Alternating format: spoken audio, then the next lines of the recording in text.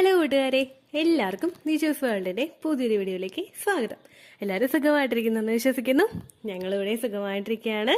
അപ്പോൾ എല്ലാവരും സന്തോഷത്തോടെയും ആരോഗ്യത്തോടെയും ഒക്കെ ഇരിക്കുക കേട്ടോ. ഓവുലേഷൻ നടന്നു കഴിഞ്ഞു കഴിഞ്ഞാൽ പിന്നീട് ഈ രണ്ട് കാര്യങ്ങൾ മസ്റ്റായിട്ട് ശ്രദ്ധിച്ചു കഴിഞ്ഞാൽ നിങ്ങൾക്ക് ആ മാസം തന്നെ ഇംപ്ലാന്റേഷൻ സക്സസ്ഫുൾ ആകും. അപ്പോൾ ആ കാര്യങ്ങൾ എന്തൊക്കെയാണെന്ന് നമുക്ക് നോക്കാം. വീഡിയോ നമുക്ക് സ്റ്റാർട്ട് ചെയ്യാം.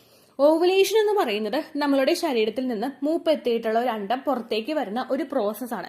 നാച്ചുറലി ഓവുലേഷൻ നടക്കുന്ന ഒരാൾക്ക്, അതായത് ഓവുലേഷൻ നടക്കാനായിട്ട് പ്രശ്നങ്ങളൊന്നുമില്ല, പീരിയഡ്സ് ഒക്കെ റെഗുലർ ആയിട്ട് വരുന്നുണ്ടെങ്കിൽ പിന്നീട് അവർക്ക് ബുദ്ധിമുട്ടുണ്ടാകുന്നത് ഇംപ്ലാന്റേഷൻ നടക്കുന്ന സമയത്തായിരിക്കും.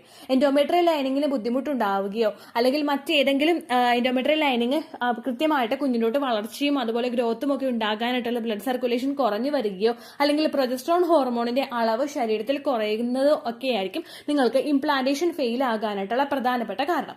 അതൊന്ന് ഓവർകം ചെയ്യാനായിട്ട് നിങ്ങളെ സഹായിക്കുന്ന 2 ടിപ്സ് ആണ് കേട്ടോ ഞാൻ ഇന്ന് പറയാനായിട്ട് പോകുന്നത്. അപ്പൊ നമുക്ക് വീഡിയോ സ്റ്റാർട്ട് ചെയ്യാം. ഇവിടെ സംസാരിക്കുന്നത് സൺഫ്ലവർ സീഡിനെയും അതുപോലെ സെസമി സീഡിനെയും പറ്റിയിട്ടാണ്. നിങ്ങൾ ഒരിക്കലും ഈ വീഡിയോ സ്കിപ്പ് ചെയ്ത് പോകരുത്. നിങ്ങൾ പ്രഗ്നന്റ് ആകാൻ ആഗ്രഹിക്കുന്നുണ്ടെങ്കിൽ മസ്റ്റ് ആയിട്ട് ഈ വീഡിയോ കാണുകയും നിങ്ങൾ ഫോളോ ചെയ്യുകയും ചെയ്യണം കേട്ടോ. ഒരുപാട് ന്യൂട്രിയൻസ് അടങ്ങിയിട്ടുള്ള ഒന്നാണ് സൺഫ്ലവർ സീഡ്, അതായത് നമ്മുടെ സൂര്യകാന്തി വിത്തും എള്ളും. നമ്മൾ സീഡ് സൈക്ലിംഗ് ചെയ്യുന്നവരെ സീഡ് സൈക്ലിങ്ങിന്റെ ആ ഒരു പ്രോസസ്സിലെ ഫസ്റ്റത്തെ ആ ഒരു ഫേസിൽ, അതായത് നമ്മുടെ ഓവുലേഷൻ നടക്കുന്നതിന് മുൻപുള്ള സമയത്ത് ഫ്ലാക്സ് സീഡും പംകിൻ സീഡും, ഓവുലേഷൻ കഴിഞ്ഞിട്ടുള്ള സമയത്ത് സൺഫ്ലവർ സീഡും സെസമി സീഡുമാണ് ഉപയോഗിക്കുന്നത്. ഇത് സീഡ് സൈക്ലിംഗ് ചെയ്യുന്നവർ ഫോളോ ചെയ്യുന്ന പ്രവർത്തനമാണ്. എന്നാൽ സീഡ് സൈക്ലിംഗ് ചെയ്യാത്തവർക്കും, അതായത് ഇപ്പൊ മറ്റുള്ള ബുദ്ധിമുട്ടുകളൊക്കെ ഉള്ളവരൊന്നും സീഡ് സൈക്ലിംഗ് ഒന്നും ചെയ്യാറില്ല. എല്ലാവരും ഒന്നും സീഡ് സൈക്ലിംഗ് ഫോളോ ചെയ്യാറില്ല. സീഡ് സൈക്ലിംഗ് ഫോളോ ചെയ്യാത്തവർക്കും ഫോളോ ചെയ്യാൻ പറ്റുന്ന എഫക്റ്റീവ് ആയിട്ടുള്ളൊരു ടിപ്പാണ് ഈ 2 കാര്യങ്ങൾ ഉപയോഗിക്കുക എന്ന് പറയുന്നത്. ഓവുലേഷൻ കഴിഞ്ഞതിന് ശേഷം നമ്മളുടെ ശരീരത്തിലെ ഈസ്ട്രോജൻ ഹോർമോൺ ചെറുതായിട്ടൊന്ന് ഡൗൺ ആയിട്ട് പ്രൊജസ്ട്രോൺ ഹോർമോൺ കൂടും. പിന്നീട് പ്രഗ്നന്റ് ആകുമ്പോഴേക്കും ഈ 2 ഹോർമോൺസും ഒരേപോലെ തന്നെ ഇൻക്രീസ് ആയിട്ട് പോകും. ഈ പ്രൊജസ്ട്രോൺ ഹോർമോണിന്റെ അളവ് നമ്മളുടെ ശരീരത്തിൽ കൃത്യമായിട്ട് നിലനിന്ന് കഴിഞ്ഞാൽ മാത്രമേ നമ്മുടെ എൻഡോമെട്രിയൽ ലൈനിങ് ഷെഡ് ആവാതിരിക്കുകയും പീരിയഡ്സ് നമുക്ക് വരാതിരിക്കുകയും ചെയ്യുകയുള്ളൂ. ഇതിനെ സഹായിക്കുന്ന 2 സീഡ്സ് ആണ്, 2 വിത്തുകളാണ് സൂര്യകാന്തി വിത്തും അതുപോലെ എള്ളും. ഇതിൽ ഒരുപാട് കണ്ടന്റ്സ് അടങ്ങിയിട്ടുണ്ട്. അതായത് iron, fibre, vitamin A, vitamin B1, B6, B9 എന്നീ കാര്യങ്ങൾ ഈ 2 വിത്തുകളിലും അടങ്ങിയിട്ടുണ്ട്. ഇതെല്ലാം തന്നെ ഫെർട്ടിലൈസേഷൻ കഴിഞ്ഞിട്ടുണ്ടെങ്കിൽ ആ ഒരു എംബ്രിയോയെ നറിഷ് ചെയ്യാൻ സഹായിക്കുന്ന, അതിന്റെ ഗ്രോത്തിനെ സഹായിക്കുന്ന, അതിന്റെ സെൽ ഡിവിഷനെ സപ്പോർട്ട് ചെയ്യുന്ന കാര്യങ്ങളാണ്. ഇതെല്ലാം ഏർലി സ്റ്റേജിൽ തന്നെ ആ ഒരു എംബ്രിയോയ്ക്ക് കിട്ടിയിട്ടുണ്ടെങ്കിൽ മാത്രമേ കൃത്യമായിട്ടുള്ള ഒരു ഇടവേളകളിൽ നമ്മുടെ യോഗ് സാക്കും ജെസ്റ്റേഷണൽ സാക്കും അതുപോലെ ഹാർട്ട് ബീറ്റും ഗ്രോത്തും ഒക്കെ കുഞ്ഞിനുണ്ടാവുകയുള്ളൂ. ഇതിന്റെയൊക്കെ ഡെഫിഷ്യൻസീസ് ശരീരത്തിൽ ഉണ്ടാകുമ്പോഴാണ് പലരുടെയും കുഞ്ഞിന്റെ ഹാർട്ട് ബീറ്റ് നിന്ന് പോവുകയും ഗ്രോത്ത് നിന്ന് പോവുകയും അല്ലെങ്കിൽ എംബ്രിയോ വിസിബിൾ ആകാതെയൊക്കെ പോവുകയും ഒക്കെ ചെയ്യുന്നത്. അതിനെയൊക്കെ ഒന്ന് ഓവർകം ചെയ്യാനായിട്ട് ഇത് ഉപയോഗിക്കുന്നത് നിങ്ങളെ സഹായിക്കുന്നു. രണ്ടാമത്തെ ഒരു ബെനിഫിറ്റ് ആണ് നമ്മുടെ എൻഡോമെട്രിയൽ ലൈനിങ്ങിനെ തിക്കാക്കി മെയിൻറ്റെയിൻ ചെയ്യുന്നു. എൻഡോമെട്രിയൽ ലൈനിങ് നമുക്ക് പ്രൊജസ്ട്രോൺ ഹോർമോൺ തീർന്ന് എൻഡോമെട്രിയൽ ലൈനിങ് നമുക്ക് ഷെഡ് ആകുമ്പോഴാണ് പീരിയഡ്സ് വരുന്നത്.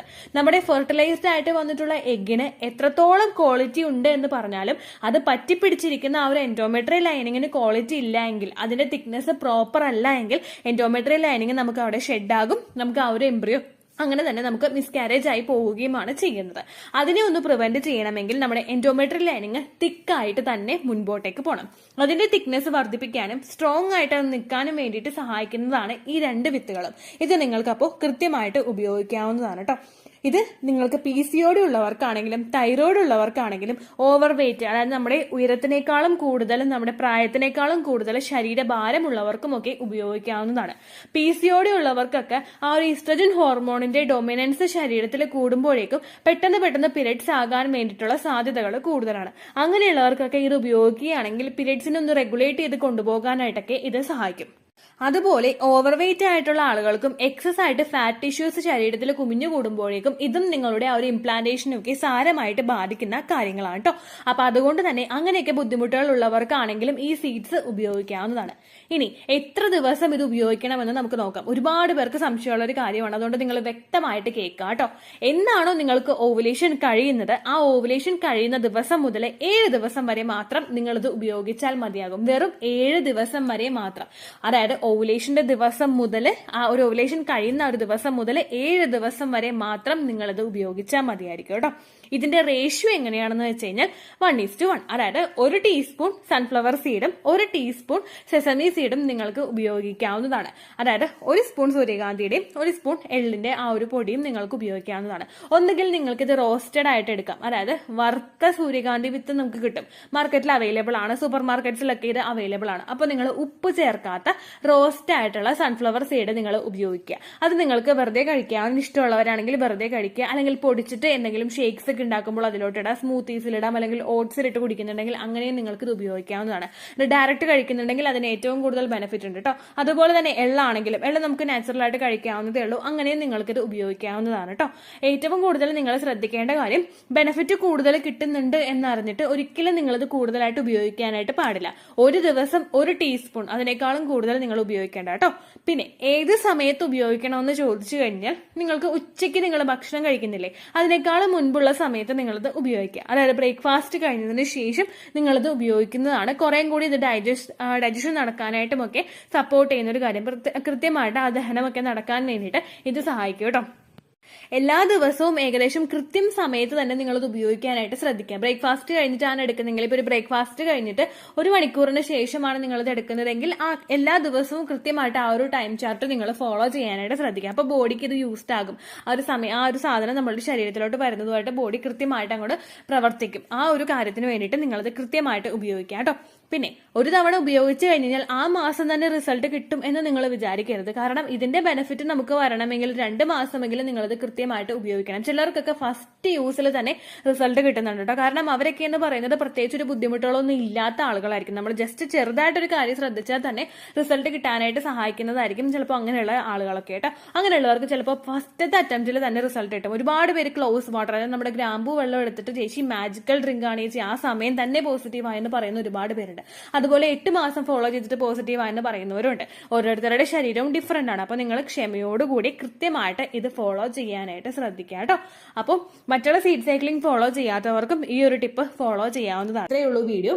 യൂസ്ഫുൾ ആയി കാണുമെന്ന് വിശ്വസിക്കുന്നു. യൂസ്ഫുൾ ആവുന്നുണ്ടെങ്കിൽ ലൈക്ക് ചെയ്യുക, ഫ്രണ്ട്സിനൊക്കെ ഷെയർ ചെയ്ത് കൊടുക്കുക കേട്ടോ. എന്തെങ്കിലും സംശയം ഉണ്ടെങ്കിൽ നിങ്ങൾ കമന്റ്സിൽ ചോദിക്കുക.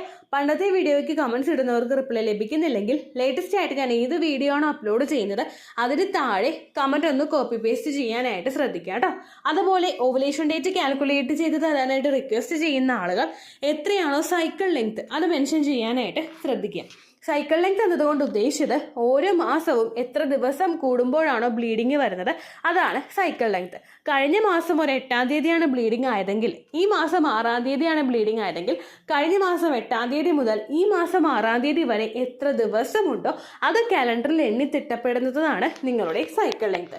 സൈക്കിൾ ലെങ്ത് നമ്മൾ കൃത്യമായിട്ട് കാൽക്കുലേറ്റ് ചെയ്യുകയാണെങ്കിൽ ഓവുലേഷൻ ഡേറ്റ് എളുപ്പത്തിൽ കണ്ടുപിടിക്കാൻ വേണ്ടിയിട്ട് ഒരുപാട് ആപ്ലിക്കേഷൻസും ഒരുപാട് ഓൺലൈൻ ആയിട്ടുള്ള വെബ്സൈറ്റുകളും ഇന്ന് നമുക്ക് അവൈലബിൾ ആണ്. പ്ലേ സ്റ്റോറിൽ പോയിട്ട് ഓൺലൈൻ ഓവുലേഷൻ ട്രാക്കർ എന്ന് ടൈപ്പ് ചെയ്ത് കഴിഞ്ഞാൽ നിങ്ങൾക്ക് അതുമായിട്ട് ബന്ധപ്പെട്ടിട്ടുള്ള ആപ്ലിക്കേഷൻസ് കിട്ടും. അത് പറ്റുന്നില്ല എങ്കിൽ ഗൂഗിളിൽ പോയിട്ട് ഓൺലൈൻ ഓവുലേഷൻ കാൽക്കുലേറ്റർ എന്ന് ടൈപ്പ് ചെയ്ത് കഴിഞ്ഞാൽ അതുമായിട്ട് ബന്ധപ്പെട്ടിട്ടുള്ള വെബ്സൈറ്റുകൾ നിങ്ങൾക്ക് കിട്ടും. അതിൽ നിങ്ങളുടെ ലാസ്റ്റ് മന്തിലെ മെൻസ്ട്രേഷൻ്റെ ഡേറ്റും ഒപ്പം ഞാൻ ഈ പറഞ്ഞ രീതിക്ക് നിങ്ങൾ കാൽക്കുലേറ്റ് ചെയ്യുന്ന സൈക്കിൾ ലെങ്ത്തും എൻ്റർ ചെയ്ത് കൊടുക്കുകയാണെങ്കിൽ നിങ്ങൾക്ക് കൃത്യമായിട്ട് ഓവുലേഷൻ ഡേറ്റ് കണ്ടുപിടിക്കാനായിട്ട് സാധിക്കും. ഫെർട്ടൈൽ ടൈം പീരീഡും നിങ്ങൾക്ക് കിട്ടും. അതായത് എത്ര ദിവസം മുതൽ കോൺടാക്ട് ചെയ്ത് തുടങ്ങിക്കഴിഞ്ഞാൽ നിങ്ങൾ പ്രഗ്നൻ്റ് ആകും എന്നുള്ളൊരു ഡേറ്റും നിങ്ങൾക്ക് പ്രോപ്പറായിട്ട് കിട്ടും കേട്ടോ. ഇത് കാൽക്കുലേറ്റ് ചെയ്യുന്ന സമയത്ത് സൈക്കിൾ ലെങ്ത് കാൽക്കുലേറ്റ് ചെയ്യുന്ന സമയത്ത് നിങ്ങളുടെ ആ ഒരു കലണ്ടറിൽ നോക്കി തന്നെ നിങ്ങൾ കാൽക്കുലേറ്റ് ചെയ്യുക. പല മാസങ്ങളിലും 30-31 ദിവസമുണ്ട്, അതുകൊണ്ടാണ് അങ്ങനെ പറഞ്ഞത്. ഒപ്പം നിങ്ങൾക്ക് ബ്ലീഡിങ് തുടങ്ങിയ ദിവസത്തിന് വേണം നിങ്ങൾ ഡേ 1 ആയിട്ട് എടുക്കാൻ വേണ്ടിയിട്ട്. സ്പോട്ടിങ് തുടങ്ങിയ ദിവസത്തിനെ, അതായത് ചെറുതായിട്ട് ഡിസ്ചാർജ് പോയി തുടങ്ങിയ ദിവസത്തിനെ നിങ്ങൾ കൺസിഡർ ചെയ്യേണ്ട ആവശ്യം ഇല്ല കേട്ടോ. അപ്പോൾ ഇത്രയേ ഉള്ളൂ വീഡിയോ. അടുത്തൊരു വീഡിയോ ആയിട്ട് നമുക്ക് വീണ്ടും കാണാം. ബൈ.